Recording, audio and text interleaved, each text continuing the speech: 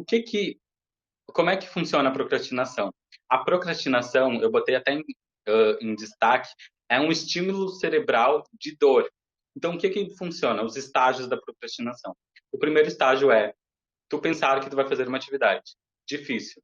Ah, eu vou fazer uma lista de cálculo, eu vou fazer uma tarefa de física. Nossa, eu vou errar muito, eu não vou conseguir fazer todos, eu vou perder tempo. O que que teu cérebro está fazendo nesse momento? Ele está gerando estímulos de dor. Então, qual é o próximo passo para te parar essa dor? Porque é o instinto que o cérebro tem, fazer alguma coisa que tu sabe. Então, é nesse momento que surge, em relatos de todos os estudantes, que decide limpar a mesa, decide varrer o chão antes de estudar, que decide lavar as roupas, comer alguma coisa. Só que aí isso te leva para o terceiro estágio, que é a felicidade temporária. Tu não chegou a estudar, tu não está estudando, mas tu se sente melhor consigo mesmo porque você conseguiu fazer alguma coisa que você sabia fazer e aí você sente essa felicidade temporária. E aí a Bárbara, inclusive, usa o termo uh, zumbis da felicidade, porque as pessoas elas usam esse estímulo para fazer e procrastinar e adiar o que tem que ser feito. E aí a gente chega, se eu não me engano, isso, nas técnicas de estudo, que são jeitos de evitar essa procrastinação e melhorar a memória. Os que estão em pretos eu vou falar rapidamente e os que estão em azul eu vou dar destaque, que eu acho mais relevantes. O flashcards nada mais é que escrever vários papéis e na frente uma pergunta, uma ideia, um conceito que vocês querem decorar e no verso uma resposta e de preferência uma figura com isso. Isso ajuda na memorização. Os testes que vocês estão vendo aqui, eles nada mais são que o jeito mais convencional de se estudar, que é pegar provas anteriores a que vocês vão fazer, ou a área, enfim, e ver se vocês têm um conhecimento prático para isso. O efeito tartaruga, ele é interessante para quem é da área das exatas, porque tem uma coisa que se chama falha de competência, que o estudante tem quando ele faz muitas questões. Então, ele normalmente faz as questões fáceis e deixam as questões difíceis para o final e acabam não fazendo. E aí eles pensam, bom, eu fiz 15 questões de 30, eu estou bem para a prova. Só que no fim acaba tendo que fez a questão fácil, não fez as difíceis que exigiam aqueles bloquinhos. Isso é uma falha de competência. Então, isso que seria o efeito tartaruga, fazer o processo contrário, estudar primeiro as difíceis e depois as fáceis. E aí a Bárbara, ela fala sobre esse método que ajuda, que na verdade ela alia esse zumbi da felicidade para ajudar no estudo efetivo, que é vocês botar um timer, seja no celular, seja físico, de 25 minutos. Durante 25 minutos vocês focam exclusivamente no estudo, no que vocês querem aprender, no que vocês querem concentrar. E aí, depois que acaba esses 25 minutos, vocês usam 5 minutos para dispersar. Ouvir uma música, se espreguiçar, comer, cantar, conversar com alguém. E aí, quando acaba esses 5 minutos, vocês voltam de novo para o mesmo processo. E aí, eu fiz aquela soma ali de que um zumbi com um tempo determinado, tu vira uma pessoa focada, que é mais ou menos o que ela fala.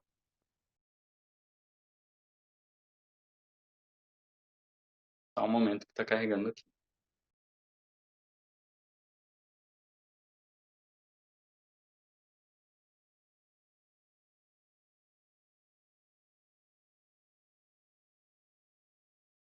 Tá. Cada conta um ponto. Esse é bem interessante, por quê, gente? Porque nesse jeito, nesse método, vocês estimulam uma área primordial do cérebro da humanidade, que é o instinto audiovisual e visual. O que que acontece? Quando a gente, ao longo da nossa evolução, a gente necessita se localizar, reconhecer lugares, reconhecer pessoas. Então, a área visual do nosso cérebro, ela é muito grande. Então, inclusive a Bárbara e outros estudos falam que inventar uma história, um contexto, uma imagem para explicar uma ideia, uma teoria, é a maneira mais eficaz de tu decorar e lembrar daquele conteúdo. E quanto mais lúdica e mais vocês podem pensar banal, melhor. E aí, nesse slide, eu fiz o exemplo de que eu estava querendo saber sobre o desenvolvimento de um ovo até virar uma galinha, e eu inventei que ele estava fazendo uma jornada de autodescobrimento nesse lugar. E é bem lúdico, e quanto mais lúdico, gente, melhor. mais fácil de vocês decorarem. O próximo, eu não sei se vocês estão vendo, o relembrar, só um momento que o avião está passando. O relembrar, ele trata muito da leitura passiva e da leitura ativa. A leitura passiva é quando vocês estão lendo um texto, um parágrafo, e vocês, pensando em decorar aquilo, vocês pensam, nossa, eu vou reler esse capítulo de novo para memorizar, para sedimentar o conteúdo. Mas estudos provam que ler mentalmente esse conteúdo é mais eficaz do que reler fisicamente. Então, quando vocês estão lendo um texto, vocês têm que, depois que leem o texto, parar, ver se vocês lembram daquele texto, e aí sim vocês partir para o próximo parágrafo, enfim. Isso vai muito em encontro com a regra dos 30 segundos, que são 30 segundos que tu tem para escrever os pontos mais relevantes de um texto, de uma ideia, de uma fórmula, de um conceito, enfim, aplicado para várias áreas do conhecimento. E aí, fazendo isso de 30 segundos, com as coisas mais importantes, vocês estão fazendo com que o cérebro de vocês priorize e releve qual informação é mais importante que outra, enfim. O último que eu vou falar mais rapidamente são os mnemônicos, que eles são abreviações ou frases que vocês criam para decorar conceitos. Por exemplo, Deus vê tudo. Ele é uma frase para tu memorizar as grandezas físicas para o cálculo da velocidade média. E aí isso pode ser aplicado para física, para leis, para direito, enfim. E aí esse último slide eu deixei as referências principais, as referências de cada assunto eu deixei em cada slide. E se vocês quiserem saber mais, tem um curso gratuito desse livro no Coursera, e também tem o canal Física e Afins no YouTube, que é uma maneira didática de vocês aprenderem esse conteúdo. E aí eu espero que eu tenha ajudado vocês nessa jornada, que é aprender, e eu deixei aqui minhas redes para caso vocês queiram um contato.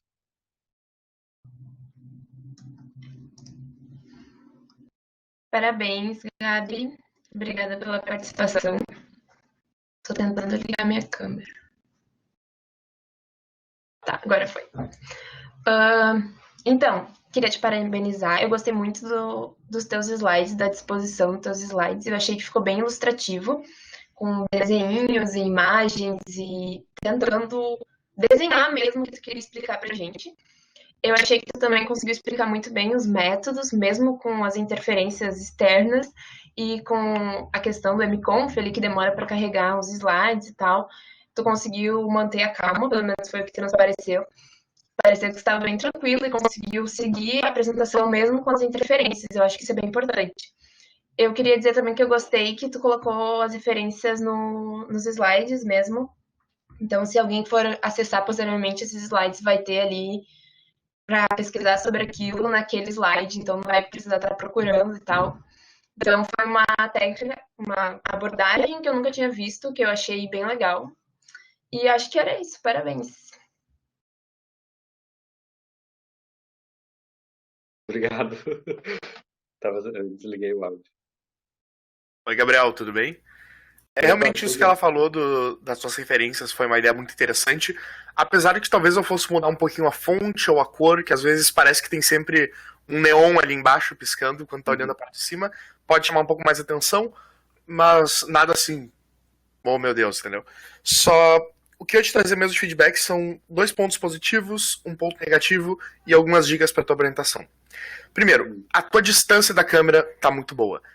Eu sei que normalmente falando pela webcam nós temos algumas dificuldades, por exemplo, eu não posso botar a cadeira muito mais para trás porque senão eu não alcanço o teclado ou vou bater na cama, mas tu conseguiu botar numa distância tal qual que tu consegue fazer gesticulações e as pessoas conseguem ver essa tua gesticulação. Então, muitas vezes acontece isso. Nós estamos gesticulando, mas as pessoas não conseguem ver por causa da câmera. No teu caso, isso não acontece e o jeito como tu posiciona a câmera foi bem interessante para isso. Segundo, tu tem um excelente uso de exemplos. Quando tu coloca esse exemplo da mão no fogo, por exemplo, como que o nosso cérebro processa a informação, tu consegue passar bem a mensagem, a lógica, que seria melhor do que dar uma coisa técnica de física ou de psicologia.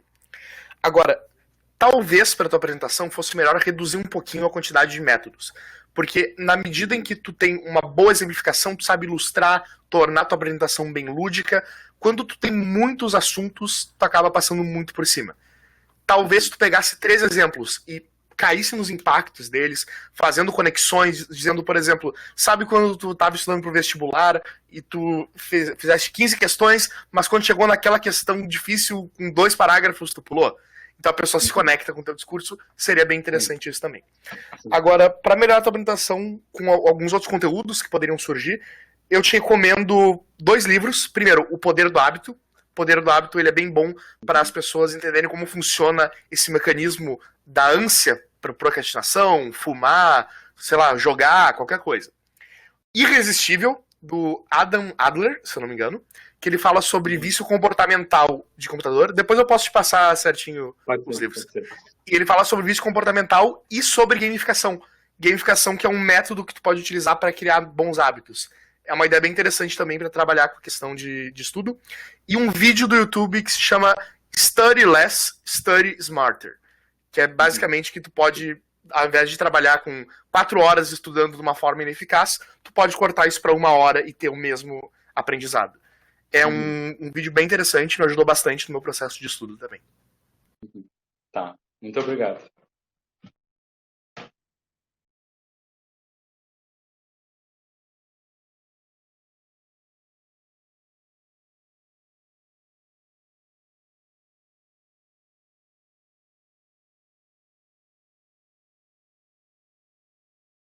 Quem mais quer contribuir?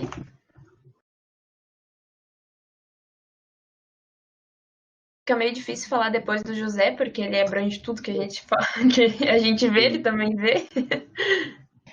Oi, Gabi. Queria te dar os parabéns pela tua apresentação. Acho que tu foi muito didático. Foi uma apresentação que, ao mesmo tempo que foi simples, tu conseguiu trazer o conteúdo que tu queria trazer. E eu achei muito legal a tua preocupação, além dessa questão da distância da câmera, uma preocupação com a iluminação e com a ambientação do que tu tava do momento. Então, eu achei que ficou muito legal. E também achei legal que no final tu deu dicas de onde a gente pode procurar mais informações do que tu estava apresentando, porque eu gosto muito desse tipo de conteúdo e acho que a tua apresentação foi muito boa, então parabéns. Obrigado.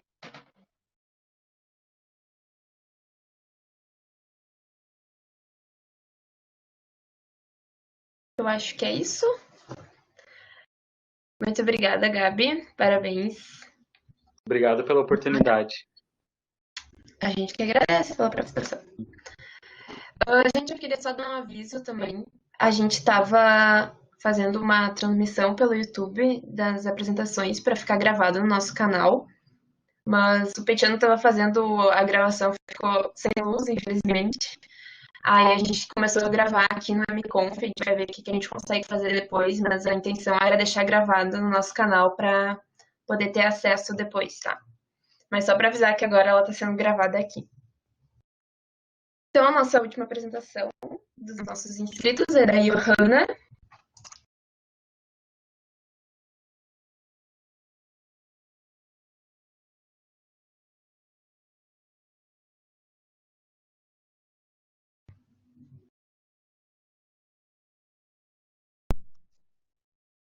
Eu não sei se a Jo já entrou com... Aqui, achei. Vocês me ouvem direitinho? Sim. Consegue acessar os slides? Sim, consigo.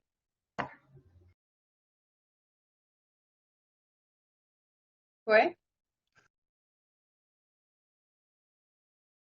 Quando quiser começar.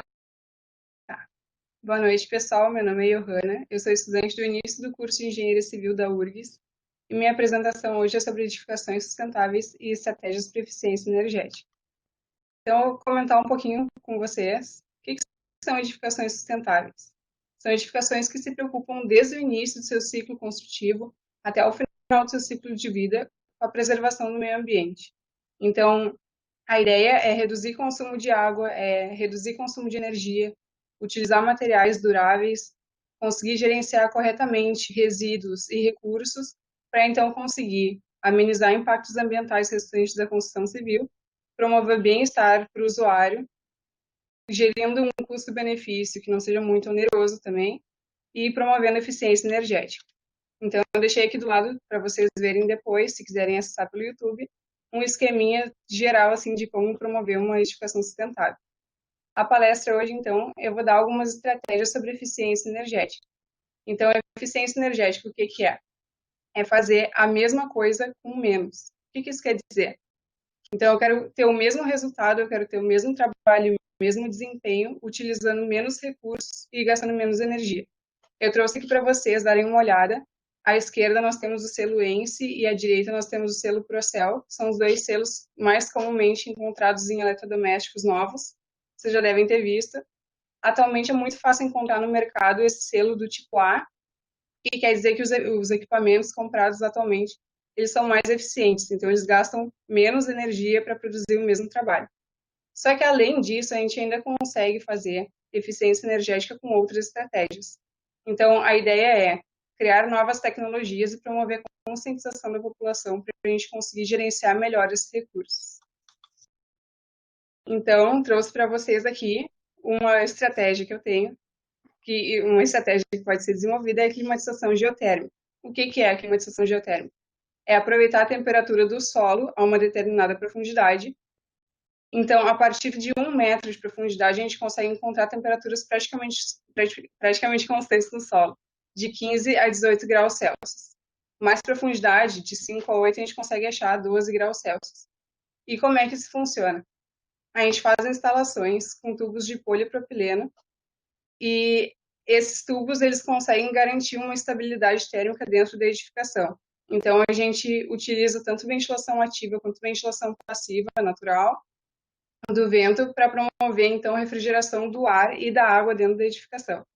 Então, em dias muito quentes, a gente consegue promover uma estabilidade térmica e tornar mais refrescante o ambiente interno. E em dias mais frios, a gente consegue promover, então, um leve aquecimento da edificação. E isso contribui para menos gasto na conta de luz, porque a gente acaba utilizando menos o ar-condicionado e aquecedores. Além disso, nós temos a ventilação cruzada, que também é outra estratégia que pode ser utilizada. Como que eu posso explicar a ventilação cruzada para vocês? Imaginem um dia muito quente, pegar sol, ficar numa sombra de uma árvore ou ficar numa sombra dentro de casa. Por que que na árvore acaba sendo mais refrescante do que dentro de casa? A árvore tem uma copa muito grande e essa copa, ela bloqueia os filtros, ela bloqueia a radiação solar e embaixo, na região do tronco, ela acaba sendo mais afunilada. E isso quer dizer que os ventos eles podem circular livremente e então eles têm entrada e saída e promovem uma brisa suave que dá a sensação de que está menos quente. E em casa acaba que não acontece do mesmo jeito, porque dentro de casa muitas vezes a gente tem apenas uma janela e o vento tem por onde entrar, mas não tem por onde sair. Então a ventilação cruzada, a ideia é colocar instalações de mais janelas ou de clarabóias para permitir a entrada e saída do vento e promover um fluxo que garanta, então, um conforto dentro de casa, garantindo uma brisa. E isso é muito bom em locais muito quentes, por exemplo, no Nordeste do país. Além da ventilação cruzada, nós temos sistemas de aquecimento solar. Então, como é que funciona? O sistema de aquecimento solar ele é feito com um boiler, que é um reservatório de água quente, e um coletor solar. Coletores solares são placas parecidas com as de painéis fotovoltaicos. A diferença é o sistema em si e que o aquecimento solar ele é feito para aquecer a água. O Brasil é um país com muita incidência solar e a gente acaba não utilizando essa tecnologia, a gente acaba não aproveitando a energia do sol. E esse sistema ele é muito comum, então, nos Estados Unidos e em países da Europa. Ele é feito uma conexão direta com a caixa d'água e ele serve como um recurso além do aquecimento comum que a gente tem nas residências. Então, em vez de usar o aquecimento a gás ou o aquecimento elétrico, a gente pode utilizar esse sistema de aquecimento solar. Então, em dias que não pegue tanto sol, a gente consegue usar o sistema convencional. Ele é custoso, ele é oneroso, mas a estimativa dos fornecedores é que ele se pague dentro de 3 anos com a economia de de energia que acaba acontecendo, e ele tem durabilidade de até 20 anos. E outra estratégia também são os painéis fotovoltaicos. Esses painéis eles são feitos, então, para gerar energia elétrica. Então, o sistema de aquecimento ele é para água e os painéis é para energia elétrica. Também temos a opção de reaproveitamento de água. Então, existem tipos de águas na edificação. Existe a água da chuva e a água de reuso. A água de reuso, então, é o que circulou dentro da residência, máquina de lavar, chuveiro, pias, e algumas dessas águas elas podem ser reutilizadas. Então, cerca de 80% da água de consumo de água da residência é feita por máquinas de lavar e por chuveiros. Então, se houvesse uma alternativa de reuso dessa água, a gente conseguiria reduzir um impacto ambiental grande nos recursos hídricos da cidade. Então, a água de chuveiro e a água da máquina de lavar são consideradas águas do tipo cinza e elas podem ser reutilizadas, por exemplo, para lavagem de piso ou para lavagem para usar na descarga. Além disso, se tiver um tratamento utilizado para lavar louça ou para irrigação de plantas. E a água da chuva ela pode ser captada, então ela é passada por um filtro para retirar algumas impurezas que podem vir com ela.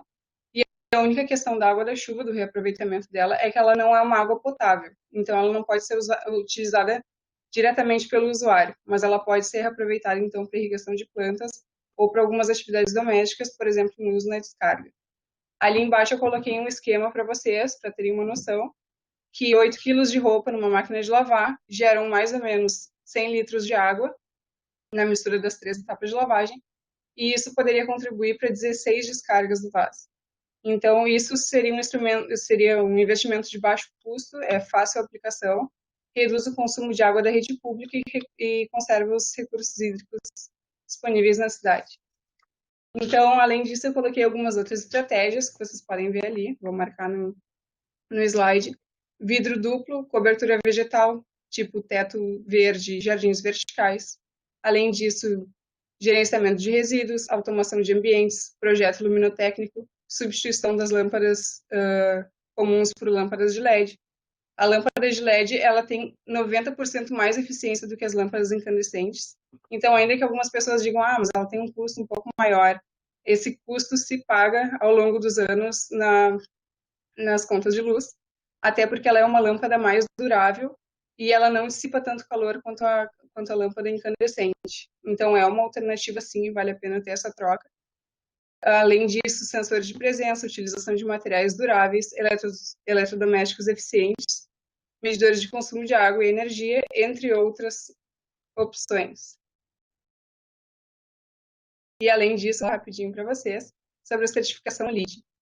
LEED quer dizer Leadership in Energy and Environmental Design, e isso quer dizer liderança em energia e design ambiental.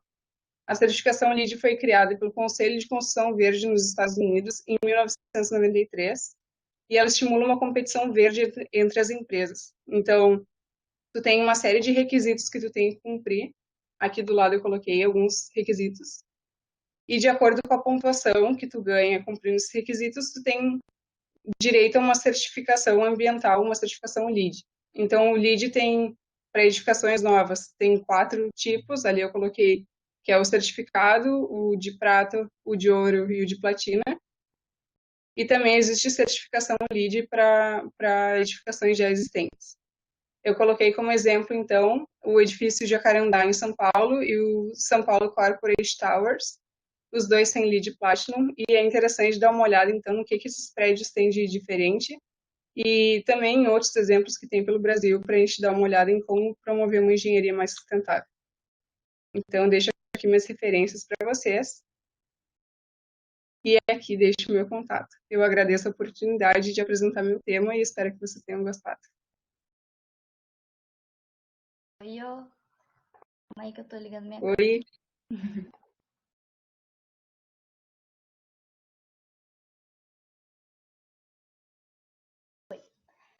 Eu gostaria de te agradecer por ter trazido esse tema. Eu acho que é um tema muito importante, muito pertinente. deu para perceber que tu pesquisou bastante sobre isso, tu falou com muita... enfim, deu para perceber que tu pesquisou e tu falou com muita propriedade sobre o tema. Eu também gostaria de elogiar a tua postura, porque enfim, o jeito que tu colocou a câmera também ficou muito legal.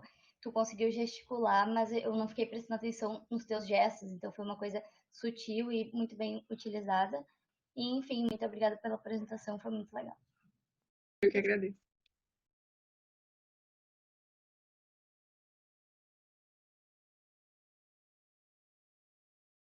Oi, Johanna, tudo certo? Johanna, né? Não falei certo o nome, né? Falou. Johanna, certo. O que eu ia te dizer que são algumas técnicas que podem deixar a tua apresentação muito melhor. Eu gosto muito de como tu consegue sintetizar as ideias, por exemplo, quando tu fala sobre termodinâmica, dinâmica dos fluidos, são conceitos extremamente difíceis da física, mas tu consegue trazer de uma forma que acho que qualquer pessoa conseguiria entender o que está se passando. Então, realmente, se a tua apresentação ela tem esse objetivo de mostrar e ensinar para as pessoas como funciona, digamos que tu estejas dando uma aula para alguém, apresentando para a tua turma um trabalho, ou no emprego, enfim, numa situação em que tu quer passar o conceito, isso acaba sendo muito bom. Agora, se o teu objetivo é outro, se o teu objetivo é conscientização, e eu acho que eu falei isso em outros 2 feedbacks, mas todo o teu discurso ele é orientado para um objetivo. Não é simplesmente falar alguma coisa, mas tu quer mexer com a vida das pessoas, tu quer tocar o coração de alguém. Então, se o teu objetivo fosse conscientização, a maioria das pessoas tende a não se importar muito com como as coisas funcionam, mas sim em como ela resolve a própria vida. Então, ar-condicionado, por exemplo. Eu não sei bem como funciona o ar-condicionado, mas quando eu vou numa loja, eu pergunto qual deles vai gelar o meu quarto mais rápido. Ou esquentar agora no inverno. Então, talvez se o teu foco seja conscientizar, mostrar um impacto direto na vida da pessoa seria uma técnica muito mais forte para que a pessoa comprasse a tua ideia. Por exemplo, tu disse que tem uma questão de eficiência. Então, tu gasta menos energia, mas consegue o mesmo benefício, basicamente. Tu pode mostrar como que isso iria impactar no salário mínimo de uma pessoa. Talvez uma pessoa que ganha um salário mínimo consiga economizar 10% do seu salário, e com esse 10% poderia investir, poderia pagar uma coisa no lazer, enfim. Consegue mostrar como esse dinheiro faria diferença na vida das pessoas, e aí tu vai depender um pouco do público-alvo que vai estar te assistindo. Então, sim, tu tem uma apresentação muito boa, mas depende do objetivo que tu quer com a tua apresentação.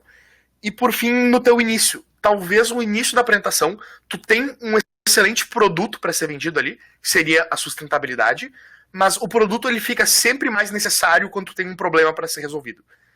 E tu poderia muito bem começar com 1 ou 2 minutos de apresentação, mostrando como que atualmente a nossa construção civil ela acaba sendo muito poluente ou muito ineficaz frente aos contextos globais, e são coisas que as pessoas não conhecem. Tipo, eu não sei nada sobre edificação, então eu não sabia nem que existia um problema no mundo da edificação. Talvez o pessoal da engenharia civil já esteja mais acostumado, mas como eu sou do direito, eu não sei muito esses contextos.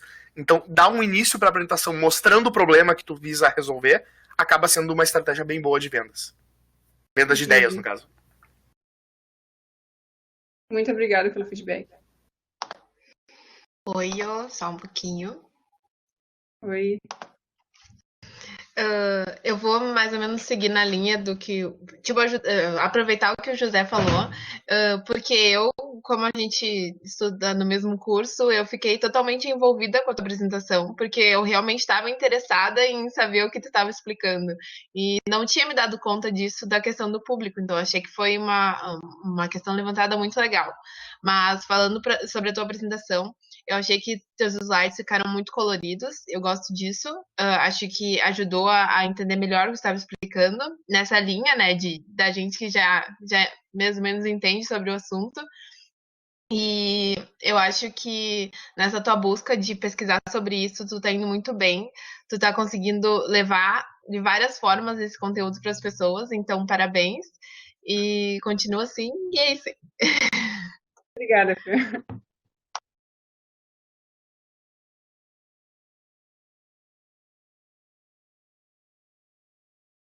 Alguém mais? Eu acho que era isso, foi tudo no meu ponto de vista, foi todos os pontos abordados. Obrigada pela participação e parabéns pela tua apresentação. Obrigada, gente.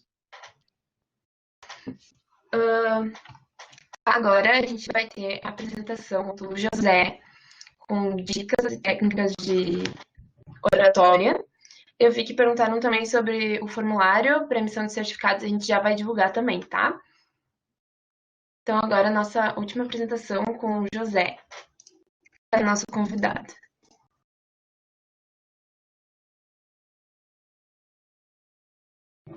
Ver se vai dar certo aqui a câmera funcionando. Uma pergunta antes, tem problema de eu gravar a tela do computador para usar depois? Eu acho que não interfere em nada. Na tua apresentação aqui, eu acho que não. Perfeito. Tá, agora eu acho que tu consegue passar os slides. Só vou fazer esse teste aqui. Tá, entendi. Ela fica branquinha a tela, depois ela carrega, né? Isso. Isso. Boa noite a todos, boa noite a todas. O meu nome é José Fischer, eu sou integrante do grupo de debates de oratória da URGS. Inicialmente eu iria apresentar com a minha amiga Maria Saldanha, que é a atual presidente do grupo, mas ela teve alguns probleminhas, ela não vai poder comparecer hoje. Então, você quer aprender a falar em público? Você quer aprender a falar bem? Utilizar o poder da voz para influenciar as pessoas, para vender uma ideia, ou até mesmo para paquerar? Então hoje eu vou te ensinar as principais técnicas fundamentais para qualquer discurso de qualidade.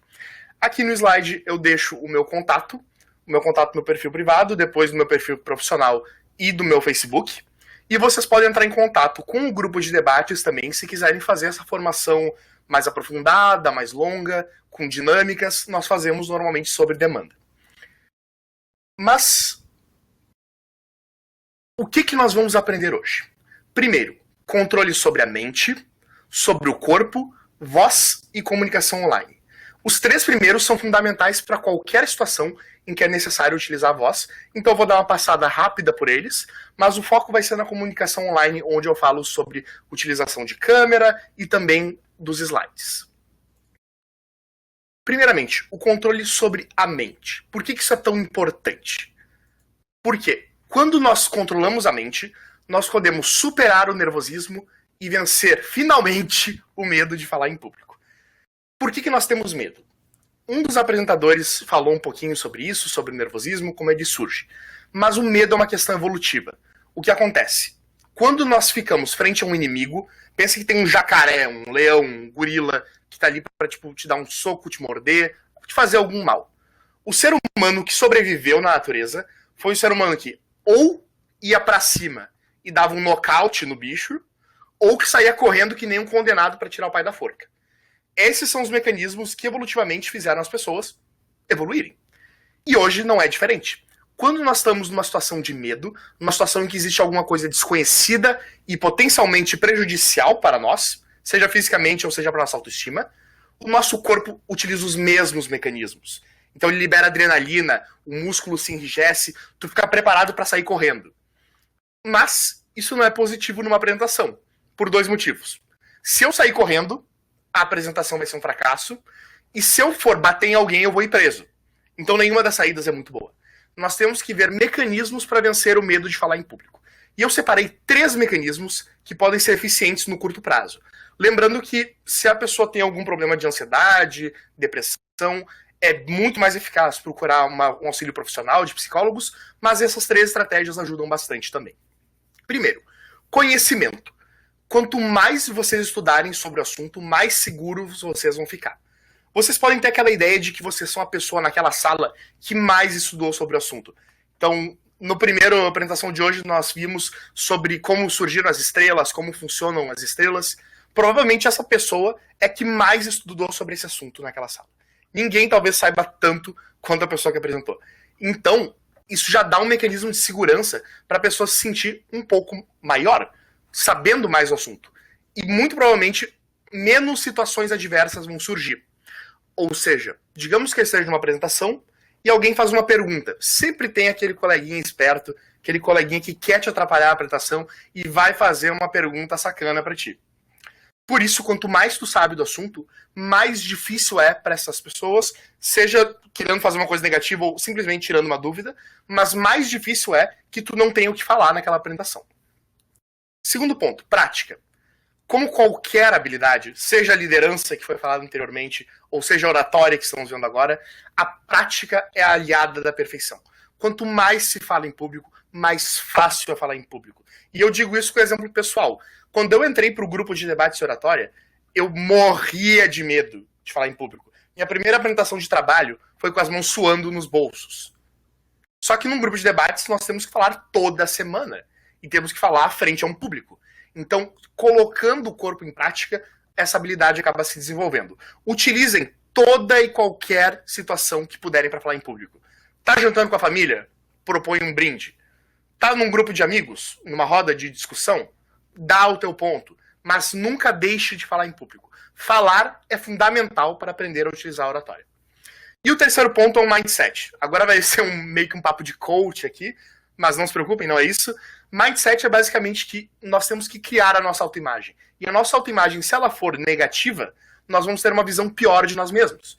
Então, naquela apresentação até que teve a moça, agora eu não me lembro do nome dela, bom, que ela falou sobre a questão do Interact, que ela falou no fim, porque eu fiquei nervosa, alguma coisa.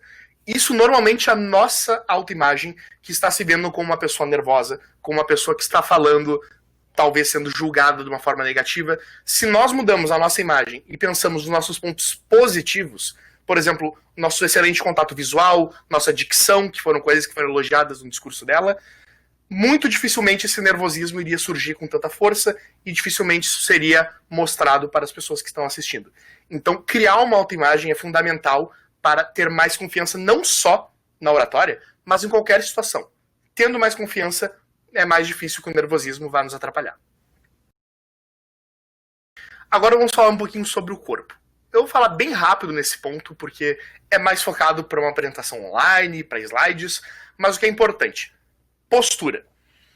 Vocês têm que estar numa postura ereta, sem fazer peito de pombo, mas sem estar curvados para frente. Por que isso é importante? Nós temos um sistema que se chama sistema respiratório, e ele utiliza basicamente o diafragma. O diafragma que é um músculo que faz o pulmão subir e o pulmão descer. Pela diferença de pressão, o ar entra e o ar sai, parecido com a dinâmica de fluidos que foi trazida ali nos slides sobre edificação. Mas se vocês fazem de um jeito que esse músculo não seja usado o suficiente, vocês percebem que a minha oratória fica pior. Porque eu não consigo projetar a voz da mesma forma e eu preciso utilizar um ar com menos capacidade pulmonar. Isso atrapalha o discurso. Por isso, mantenham a postura natural do corpo, uma postura relaxada, porque assim vocês têm a máxima eficácia do ar. Quanto mais vocês conseguem botar ar no pulmão e controlar o músculo do diafragma, melhor vocês vão ter o combustível da comunicação, que é o ar. E nisso até foi falado no outro discurso sobre a respiração diafragmática. Nem vou me adiantar muito porque já foi contemplado no outro discurso, mas pesquisem um pouquinho sobre isso. Além de relaxar, facilita também na projeção de voz e na manutenção do ar no corpo. E agora, o mais importante mesmo para essa comunicação virtual seria o controle da voz. Eu adoro referências, então esse é o meu slide favorito. Aproveitem meu slide favorito. Primeiro falar sobre a respiração. E tem ali a foto do Sasuke Uchiha. Por que a respiração é importante? Pelos motivos que eu falei ali antes, é para manter a calma, então um bom fluxo de palavras, de oxigenação. E quando vocês têm essa oxigenação, ela é importante sobre o nervosismo, principalmente. Porque o que utiliza oxigênio para o raciocínio é o cérebro. Se vocês não têm oxigênio no cérebro, vocês vão ter o branco, vocês vão ficar nervosos, vocês vão se perder. Então, quanto mais vocês mantêm a respiração, mais vocês conseguem manter um raciocínio lógico, um direcionamento do discurso e fazer o discurso ser mais interessante. Porque vocês não vão perder de vista o que vocês querem falar depois. Vocês podem botar alguma referência, alguma piadinha, alguma coisa que dê uma descontraída no discurso. Isso pode ser bem interessante também. Pronúncia. Pronúncia, sobretudo quando estamos falando com microfone, que a nossa dicção ela fica pior. É importante que tenha essa utilização dos músculos da face. E eu estou exagerando a minha dicção para que vocês entendam o que eu quero falar com isso. Quanto melhor vocês pronunciam as palavras, mais fácil é para o espectador entender o que está sendo dito. E o objetivo de vocês nada mais é do que ser compreendidos. Então, tenha uma boa pronúncia. Essa pronúncia vai fazer com que haja uma melhor compreensão do discurso. Terceiro, volume. Existe um volume certo para falar? Não necessariamente. Existe um volume adequado para ser falado. Se vocês estão com um microfone, não precisam projetar a voz com tanta força. Se eu tivesse numa sala muito grande e eu começasse a falar para 500 pessoas, eu teria que projetar a voz com muito mais força. E aí entra o uso do diafragma. Eu preciso falar com uma voz muito mais forte. Mas se eu estou com um microfone ou numa sala menor, talvez esteja dando uma formação para 15 pessoas. Não é necessário forçar tanto a musculatura, e isso vai ser também favorável para a garganta de vocês. Lembrando, sempre tome um golinho de água. Isso ajuda na lubrificação da garganta, da faringe, e vocês conseguem falar melhor também. Por fim, velocidade. Mesma coisa que o volume. Existe uma velocidade certa? Depende. Vocês podem querer passar uma necessidade de ansiedade e vocês vão falar mais rápido. Por exemplo, se eu estiver falando sobre um assalto. Porque daí o assaltante chegou, ele pegou meu carro, ele começou a acelerar, ele foi correndo. Eu tive que chamar a polícia foi atrás dele. E quando chegaram lá, descobriram que o assaltante era o meu pai. Então, eu passo uma imagem de necessidade, uma imagem de urgência. Não tem problema falar rápido. O que vocês precisam prestar atenção quando forem falar rápido? Lembra da pronúncia? Lembra da dicção? Quanto mais rápido vocês forem falar, mais dicção vai ter que ser colocada em prática para que as pessoas consigam compreender. Nada pior do que uma pessoa que fica falando rápido e fica falando sem falar a boca e tu não consegue falar. É horrível, tu não consegue entender uma pessoa que fala assim. Então, se for falar rápido, não tem problema, mas falem com uma boa dicção. E por fim, como fazer slides? PowerPoint everywhere. Vamos nessa. Existe muita coisa que pode ser dita sobre PowerPoint. Não vou negar, vocês vão achar 5.000 vídeos passando 10 milhões de dicas. Eu só selecionei, acho que 4 pontos mais importantes para a apresentação de vocês. Primeiro, cuidado com a quantidade de informações. Não encham o slide com textos, com apresentações, com frases. Tentem ser mais concisos. Imagens, palavras-chave, conceitos, o que for necessário para facilitar o discurso de vocês. Porque lembrem, a estrela da apresentação não é o slide, é o apresentador, é o que ele está falando. Talvez no contexto agora virtual o slide seja bem mais importante, mas numa apresentação vocês querem que as palavras de vocês sejam mais importantes. O slide ele é uma ferramenta, uma muleta que ajuda na transmissão da mensagem. Então, não encham de informações. Coloquem um sumário no slide de vocês. Isso é legal, isso é interessante. No começo da minha apresentação, eu botei os 4 pontos que vão ser trabalhados. Porque as pessoas gostam de saber o que vai vir pela frente. Então elas querem saber o que vai ser trabalhado na apresentação. Mas também é muito legal porque deixa o que a gente chama de cliffhanger. A pessoa fica naquela expectativa. Eu sei que vocês estão aí vendo a apresentação e estão loucos para saber a parte que eu vou falar sobre paquerar pelo computador. Então, isso já deixa as pessoas na expectativa. Isso faz com que a mensagem no futuro chegue com muito mais força. Então, sumário, show de bola. Ler o slide. Não leiam o slide. Isso é fundamental, mas às vezes o fundamental sempre tem que ser dito. Se eu estivesse lendo aqui, dizendo que eles têm que estar sempre voltados para o público, e se necessário utilizem uma colinha esquemática, não tem nenhuma novidade no meu discurso. Eu basicamente poderia escrever um livro, ou só colocar o slide. Então por que eu estaria discursando se tudo que eu tenho de informação já está ali? Então, essa dica para não fazer vai muito em relação com a primeira também. Se vocês tiverem muita informação, vocês vão querer ler elas. Então coloquem mesmo só palavras-chave, porque isso vai evitar com que vocês fiquem perdendo o contato visual, perdendo o rapport com a câmera, que é importante. Então, botem palavras-chave que ajuda muito. E referências. Referências têm duplo sentido aqui. Vocês podem botar as referências bibliográficas. É importante para valorizar, primeiro, quem descobriu aquilo, ou quem falou aquilo que vocês estão dizendo. Segundo, para dar mais força para a mensagem de vocês, vocês têm uma autoridade dando suporte para o que vocês afirmam. Mas terceiro, referências para descontrair. Quando eu botei ali as fotos do Bob Esponja, do Naruto, provavelmente o pessoal que tem a minha idade, que acompanhou o Naruto quando era pequeno, vai sentir alguma conexão. Vai ver, pá, eu vi esse anime quando era guri. Então, isso é interessante. As pessoas gostam de ver memes, piadas, coisas do tipo. Isso pode ser legal também. E, por fim, para finalizar o slide, comunicação online. Então, vocês estão nessa seguinte situação. Todo mundo de quarentena, talvez vocês façam uma entrevista agora para um estágio, para algum curso, e vão ter que usar a câmera. E agora, o que eu faço? Ou vai ter uma reunião com a empresa, vai ter uma reunião com a empresa júnior da faculdade, e eu não sei como falar os meus pontos, como discutir. Ou eu tô paquerando, e eu quero ver Netflix com a gata no computador, ou com o gato no computador. O que vocês têm que fazer para que tenha a melhor experiência possível, para que transmitam segurança? Primeiro, sempre olhem para a câmera. Eu falei isso em alguns feedbacks, mas quando vocês olham diretamente para a câmera, vocês estão olhando diretamente para todos. E contato visual é uma das partes mais difíceis para quem tem ansiedade, para quem tem nervosismo, e é uma coisa que não acontece quando a gente está comunicando online. Só tem que olhar para essa câmera. Não precisa nem olhar para o chat, nem olhar o que as pessoas estão falando. Só olha para a câmera e vocês vão passar um contato visual muito eficaz mesmo. Segundo, posicione a câmera numa distância razoável. Lembra o feedback que eu falei pro outro moço, que agora eu me esqueci o nome? Vocês têm que colocar numa distância tal qual que consigam ver a gesticulação. Muitos de vocês estavam gesticulando, mas como a câmera estava mal configurada, não dava para ver. Tipo, eu tô mexendo os braços aqui, mas não tem como ver que eu tô fazendo isso. Se vocês estão numa distância boa, vocês conseguem ver a gesticulação dos outros. Isso, e como a linguagem corporal é uma parte muito importante mesmo, mais de 50% da nossa linguagem ela é não verbal. Vocês não podem, em hipótese alguma, deixar de utilizar as mãos para se comunicar. Muito importante mesmo. E cuidado redobrado com a dicção. Olhem bem, eu preciso falar com uma dicção melhor para contornar os problemas disso daqui, do microfone. Essa bolinha de luz aqui é meu microfone. Se eu estivesse falando com a minha dicção normal, o meu discurso seria compreendido de uma forma mais ineficaz.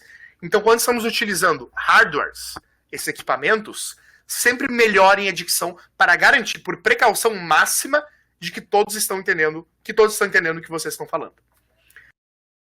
Já falei um pouquinho sobre não ler um texto, e anotar as coisas que são ditas é mais focada para uma reunião em que vocês têm que anotar os pontos. Ou talvez quando estão dando feedbacks.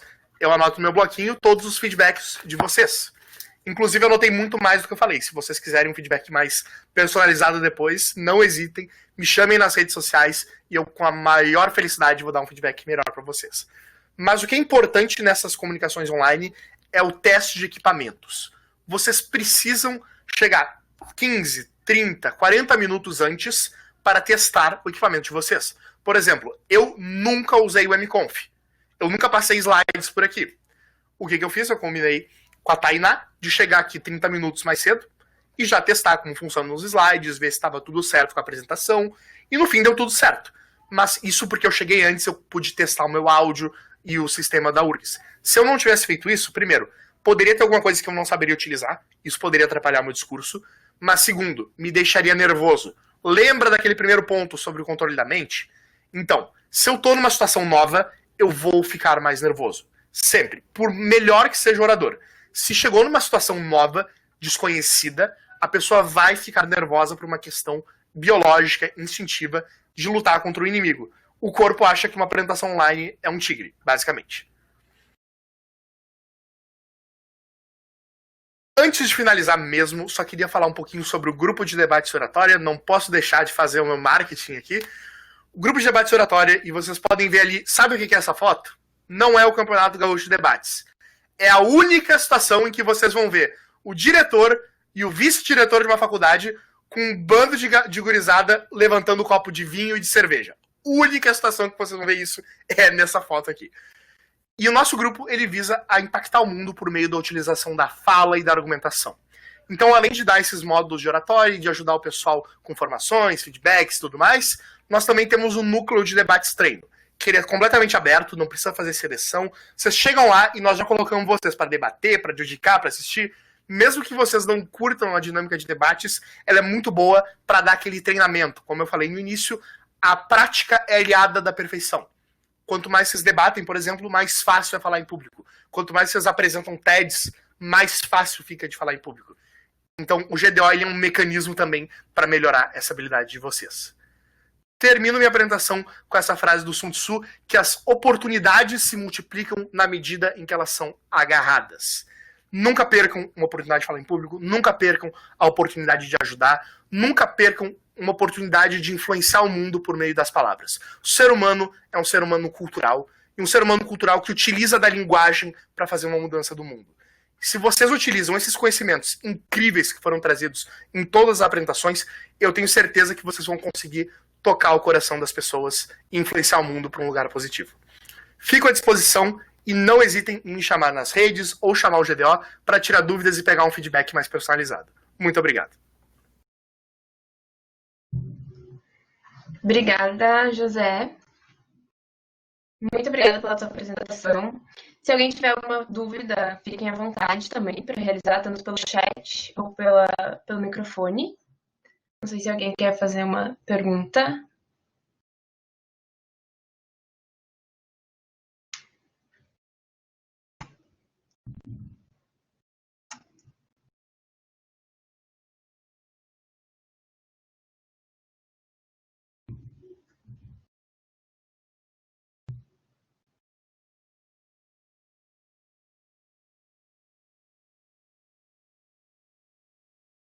O pessoal está digitando.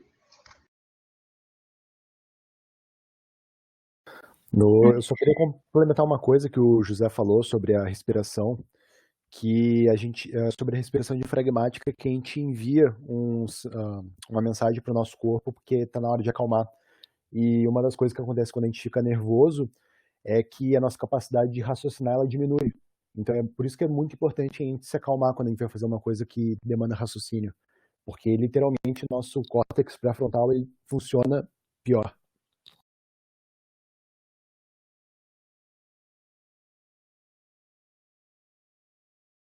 Obrigada, Lucas. Eu até ia deixar uma recomendação para vocês, eu não tô achando os livros que eu ia recomendar, mas o que eu ia deixar assim, de oratória para vocês, terminando a apresentação e tudo, são 2 livros. É o do Roberto Chiniachiki. Roberto Chiniachiki, ele tem um livro sobre apresentações, então ele é muito bom assim para fazer apresentações de alto impacto mesmo. Se vocês querem vender alguma coisa, uma ideia, o livro dele é muito bom. E assim, ó, todo e qualquer livro do Reinaldo Polito, ele tem oratória para advogados, mas ele é muito bom no que ele faz, ele dá cursos muito caros de oratória, então o livro dele tem muito conhecimento. E também o Instagram da Bianca Aidos, que é o Falando Bem. Ela faz formações de oratória, ela vende o curso, e boa parte do conhecimento que eu simplifiquei aqui tem no curso dela também. Outras coisas eu peguei de outras fontes, experiência própria, mas são coisas que eu recomendo para vocês irem atrás também. Obrigada. Então, eu queria te agradecer, José, por estar aqui participando com a gente do evento. Foi muito, muito legal mesmo. A tua visão é diferente da nossa, tu tem mais prática, tu conhece mais, então foi muito legal. Acredito que os palestrantes também ficaram bem satisfeitos com teus feedbacks. Muito obrigada pela disposição, muito obrigada por ti e pelo GDO, então, para estar acompanhando a gente aqui nesse evento. Queria lembrar o pessoal dos certificados para os ouvintes. Eu coloquei ali no chat o link, é só acessar ali. Queria agradecer, então, todos os palestrantes, todo mundo que está aqui ouvindo, nesse momento tão complicado que a gente está vivendo. É muito legal que tenha tanta gente participando. O PET está sempre tentando fazer atividades novas e tentando se adaptar a tudo que a gente está vivendo. Às vezes é difícil, às vezes a gente fica com medo que não tenha tanta adesão das pessoas, mas a gente está muito feliz mesmo por todo mundo que está aqui acompanhando, está ajudando a gente. Muito feliz, muito obrigada pela participação de todo mundo. Não esqueçam dos certificados e uma propagandinha assim básica. O processo seletivo do PET está aberto, então quem tiver interesse, estudantes de engenharia civil da URGS, se estiverem interessados, é só se inscrever no nosso PS. No nosso Insta, a gente tem lá toda a divulgação, então tem todas as informações lá. Então, só uma propagandinha assim básica. Direito civil não, infelizmente.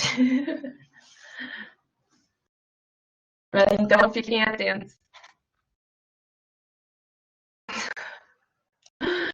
Vamos ver se a gente abre uma vaga para direito penal, José.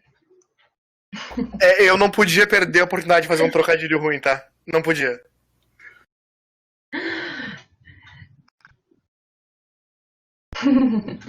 Tá bom, então.